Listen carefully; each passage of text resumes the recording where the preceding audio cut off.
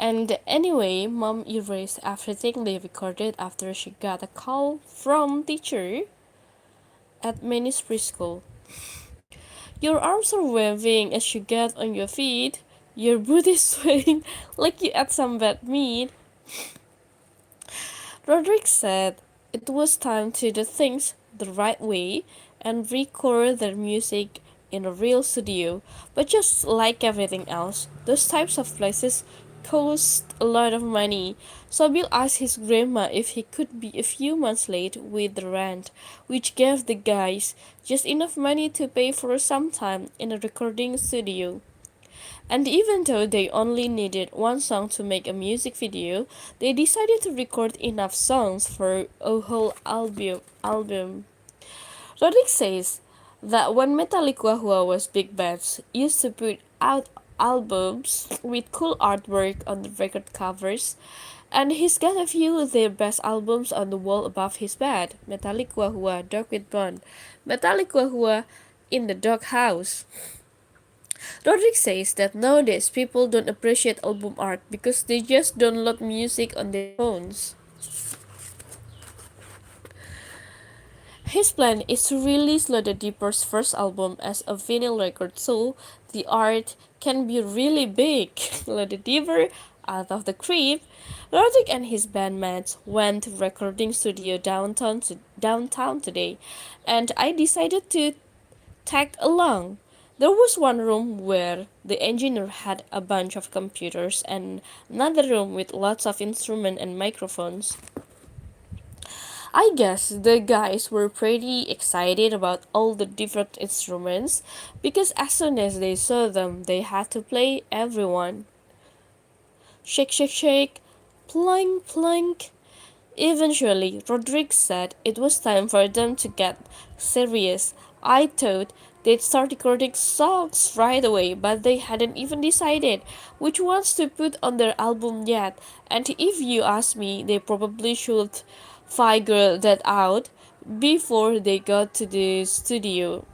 It turns out that the Reaper has over 50 songs, and they spent a lot of time trying to whittle it down to the 10 they wanted to record. Okay, if you watch this live, can you like it please? Thank you. And I have no idea what made them. Thank you.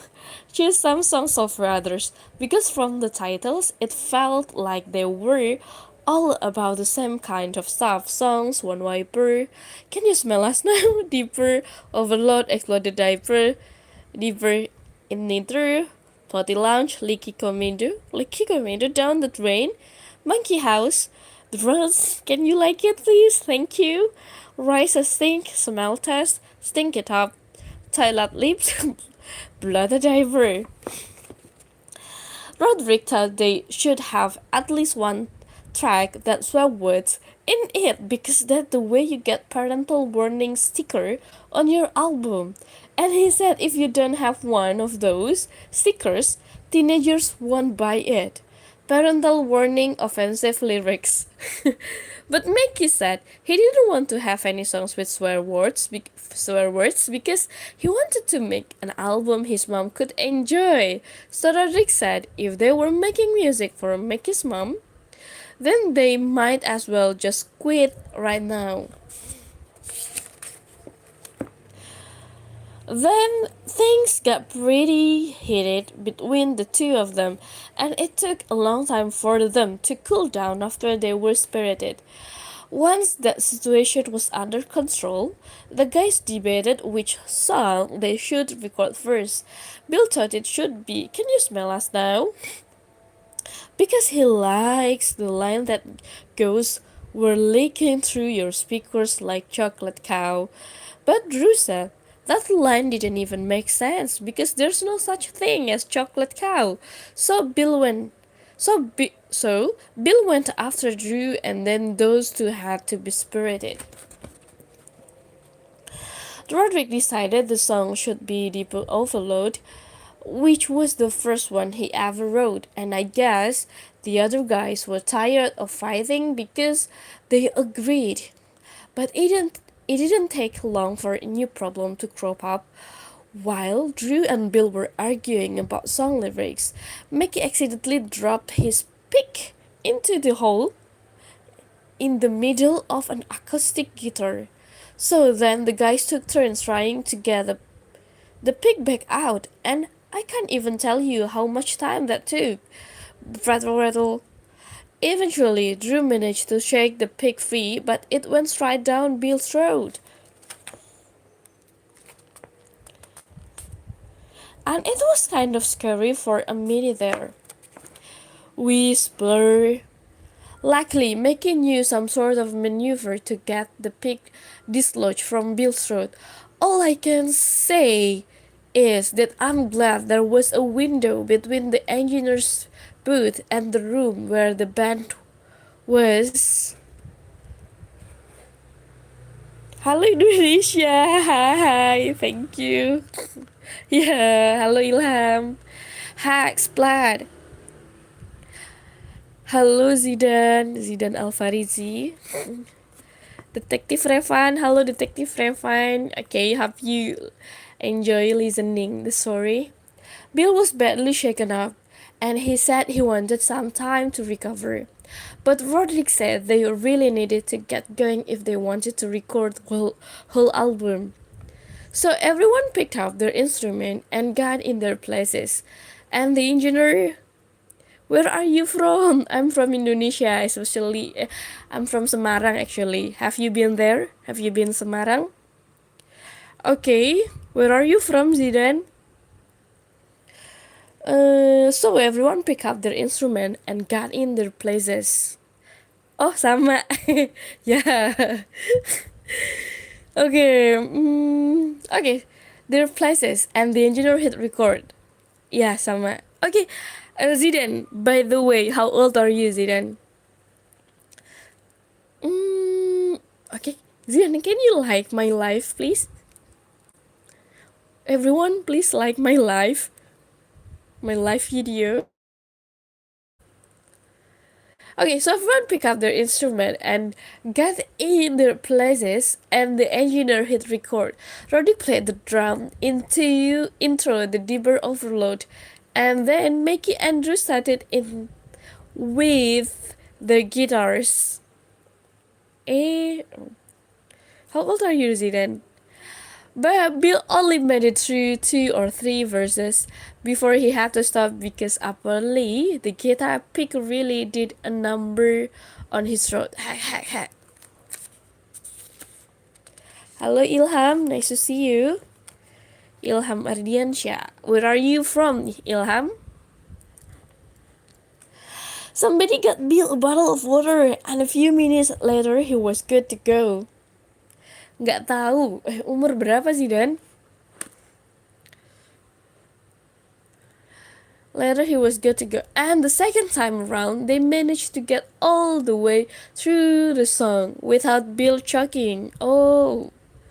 And you ain't been this recovered since the last time it snowed. 10. Oh my god. Oh my god. You okay, so you are in the 4th grade or 5th grade? Kelas 5 ya Zidan ya berarti ya. After that, Roderick and his bandmates were feeling pretty confident, and they were ready to rip through the rest of their songs. But the engineer said they'd have to come back and do it another day because their time was up. Kelas 4. Sekolah di SD mana sih, Dan? So, I guess if they want to finish their album, Bill's gonna have to ask his grandma for a few more months of credit on his rent.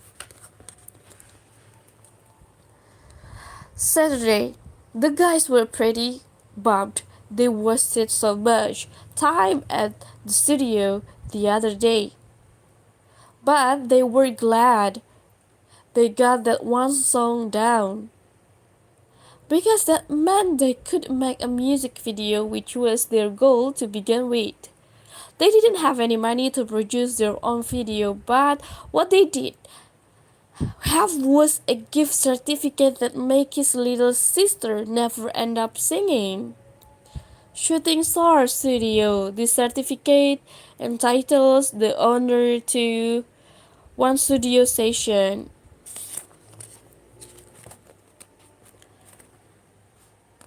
But it turns out Shooting Star Studio doesn't do videos for original songs. They have a new song. They have a menu of songs you have to choose. You have to choose for. And I don't think the guys were all that thrilled with the selection. Bill wanted to do the song about gossip, but Roderick wanted to do the one about being late for school because it sounded the most rock and roll. But Mickey said he got to make the decision because it was his sister's gift certificate. And even though I doubt they'll ever show the video they made to anyone, it looked like they had a lot of fun doing it. Loda Dibber, Beach Day. Wednesday. The guys were disappointed that they didn't get to make music video they could use, but they realized that they still had a song and there was a lot they could do with that. They figured if they could get a radio station to play Deeper Overload, then that would be even better than posting a music video online. So they took their songs to a bunch of local radio stations. But most of the places they visited said it wasn't good fit for their listeners.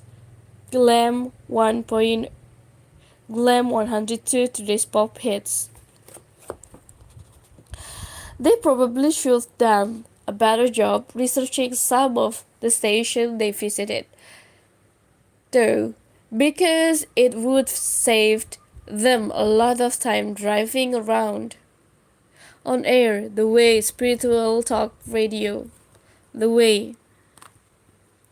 Roderick said the problem wasn't that the song was bad, it was that the people who choose what to put on the radio have terrible taste in music. So he decided that if they wanted to get their music heard, they were just gonna have to get creative.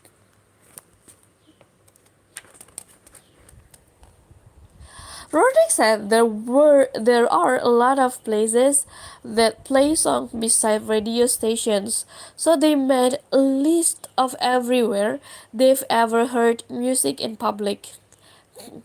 Gas station, sports arena, grocery store, mall, elevator, fast food restaurant, electronic stores, dentist office.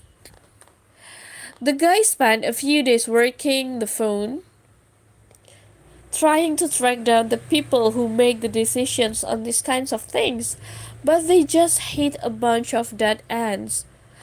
So they drove around town to try and find the right people to talk to, but that didn't get them anywhere either. Elevator not in service.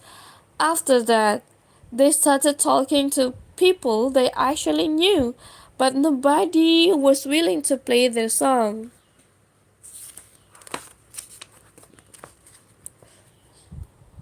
Then they had a breakthrough. Ruth's older brother worked at the daily counter at the grocery store, and he had access to the sound system in the back office. So the guys finally got to hear their music in public for the first time. Yes, it's a deeper overload, and new and been discovered since the last time it snowed. But the song only played for about 30 seconds before the daily manager shut it off. And I guess he wasn't a fan of that kind of music because he fired Drew's brother before his shift was even over. The guys were pretty frustrated. They couldn't get anyone to play their song, but then Bill said maybe they needed to take a different approach.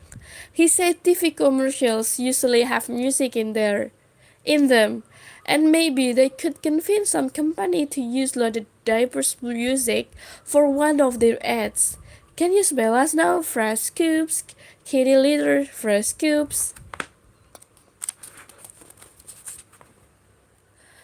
Bill said if they were lucky, they might even get pictures on some packaging. But Roderick said that once Metallica started going down that road, it was the beginning of the end for them.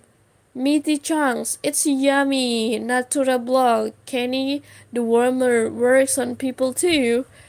But I bet if Bill could get his face on some packaging, he'd jump at the change. Let bloopers, toddlers, diapers. Tuesday. Last week, Loaded Diaper finally caught a lucky break when Roderick went down to the junkyard to see if he could find some doors to replace the ones on his van. He found a replacement vehicle. Somebody had abandoned an old ice cream truck at the junkyard, and the guy who owned the place told Roderick he could have it for free if he could get it off the lot. And even though the truck was rusted, it still ran. The guys were excited because there's plenty of room inside the truck for all their band equipment, and this means they can actually start doing shows again. But the thing they were most excited about was the speaker on top of the vehicle. And when Roderick brought the truck home, the guys spent the weekend crossing around town blasting their music. After they got tired of that, they started calling different clubs to find someone who would hire them to do a show. But it's been a long time since Loaded Diaper actually played anywhere, and none of the places they called had even heard of them. So Roderick and the guys have been trying to think of ways to get themselves noticed. The other night they drove around playing their music from the roof of their ice cream truck, but they didn't get past the elementary school, which recently installed speed bumps and the drop-off zone.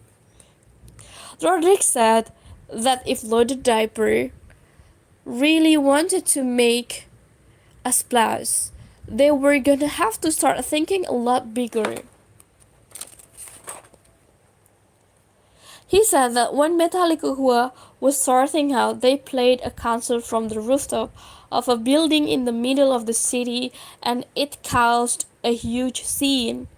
The police and fire department shut them down, but by the time they did, Metallica was already all over the news.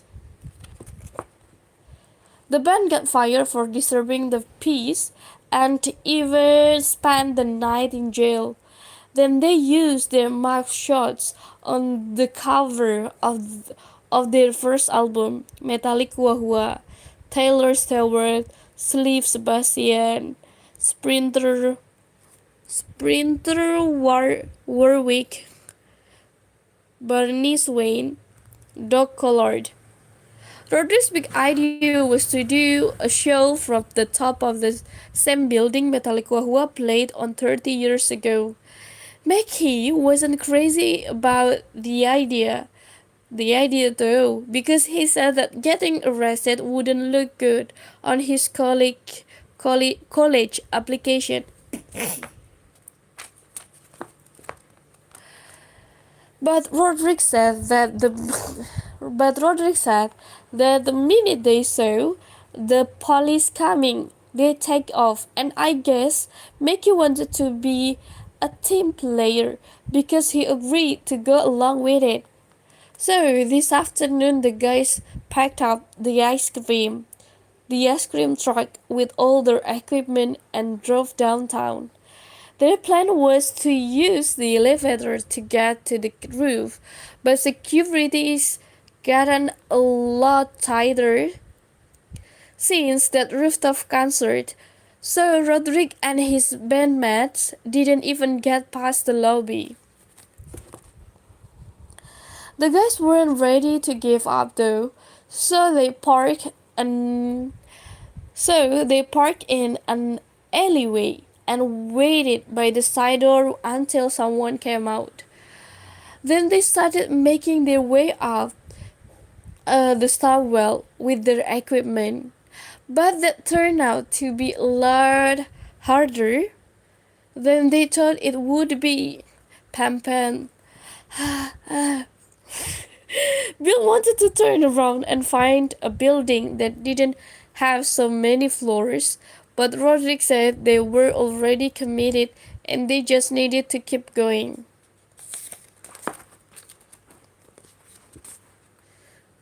After taking lots of breaks between floors, they finally got up onto the rooftop. Then they set up all their equipment but couldn't find any electrical outlets for their speakers and guitars. So Roderick tried to get the lady who lived in the apartment one floor below to let them use her outlet. Trick. The guys, the guys told the lady was gonna call the cops, and they all got spooked.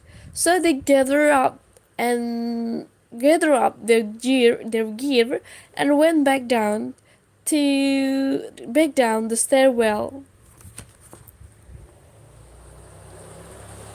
It should have been easier going down than coming up, but they were in a rush, so their getaway didn't go that smoothly. As soon as the guys made it back out to the alley with all their gear, they started loading it into the ice cream truck.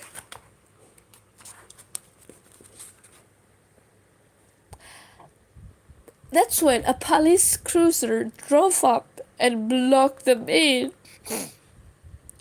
The guys started freaking out because they thought they were about to get arrested for trespassing. But it turns out the cop didn't even know they'd been up on the roof. The police officer told them they were parked in a loading zone, which comes with a $50 fine. But I guess he felt sorry for them because he let them off with just a warning, parking violation, blocking a loading zone, $50 warning, fee waived. And even though Loaded Diaper didn't get the publicity they were hoping for, they're already talking about using their run-in with the law for their first album cover. Loaded Diaper, Roderick, Drew, Mickey, Bill, violators.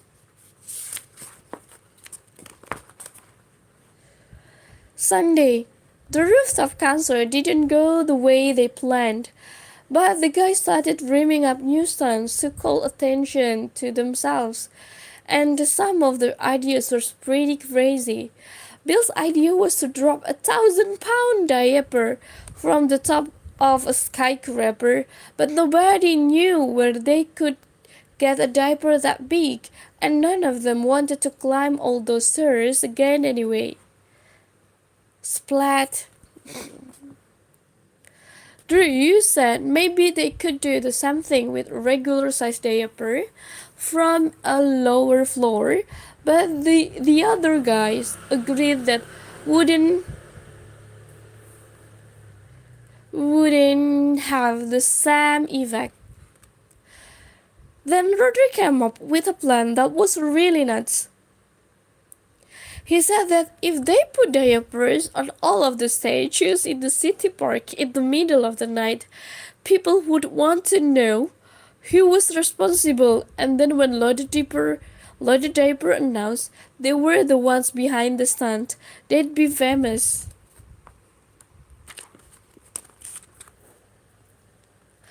So they bought 3 dozen diapers and drove down to the city.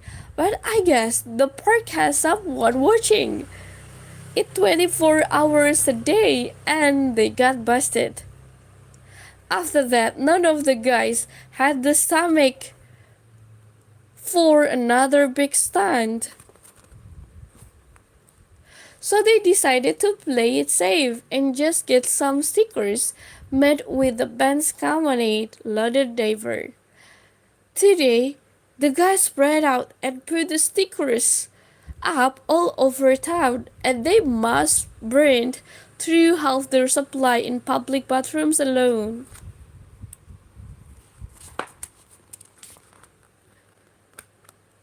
After they were done, Roderick called up a few of the clubs that said they'd never heard of them to see if they knew who they were now. And the owner of the Renegades Rock Club told them he knew exactly who Loaded Diaper was, and they should come downtown for a meeting. The guys were pretty excited because Renegades is one of the best places for live music, but it turns out they had stickered the owner's SUV, so they spent the rest of the afternoon scraping them off his vehicle. January, Saturday. I guess the stickers weren't waste of money after all. The club next door, Renegades, is called the Headless Chicken, and the other day the owner reached out to Roderick to invite the band downtown to talk about playing a show. She said the Headless Chicken has live music every Thursday night, and if Loaded Diaper wanted to play that, she'd give them half of the admission she charged at the door. The Headless Chicken.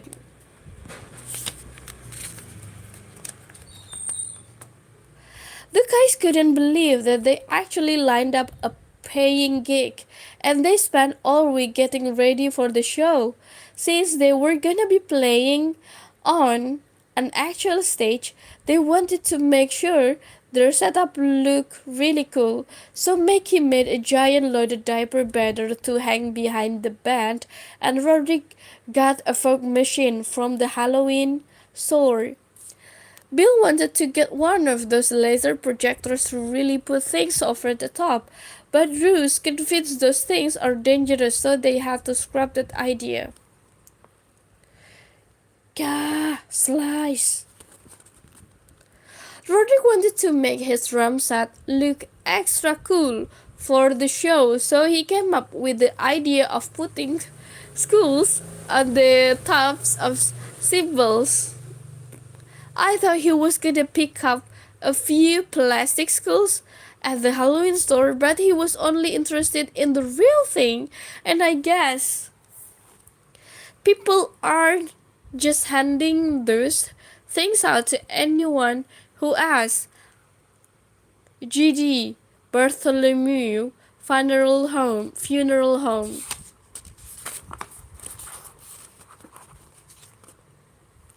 Roderick said, a show isn't just about the music, it's about the whole experience. He said they could turn the fog machine into a smell machine and have a different order for each song. But when Mom found out about that idea, she shut it down because she said it was unsanitary. The guys had a lot of other plans for the stage set, but most of them were too expensive or just unrealistic.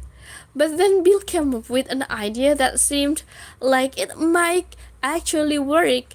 He said they could buy one of those plastic porta potties, and when it was time for the band to go out on stage, they'd all come out of it for the big entrance.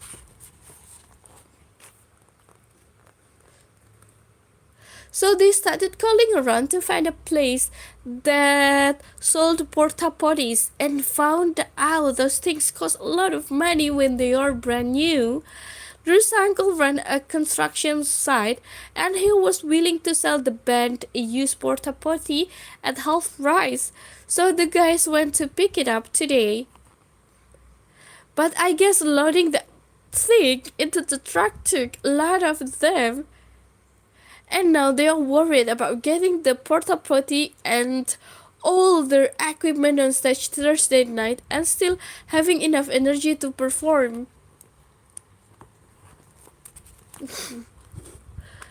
So the band has been trying to find someone who can help move the equipment in and out of the truck on Thursday night. Roderick asked his friend Ward first because he used to work security for the band at their shows, but Ward wasn't willing to help out unless they made him a full member of the band. Then Drew asked his brother if he'd do it, but he was still sore over getting fired from his job at the daily counter, and he said he'd only take the gig if they paid him the money he would got at work. I guess the guys were out of option, which is why they came to me. Roderick said they couldn't pay me anything, but the experience would look great on my resume. I don't know what kind of employer would impress that I work for a band with the word diaper in its name, though, but I figure taking the job will make my loaded diaper towel all book a lot more interesting. So really, I'm just in this for the dirt. Super Duty, A Roadie's Tale by Greg Hafley. Okay, thank you guys for listening.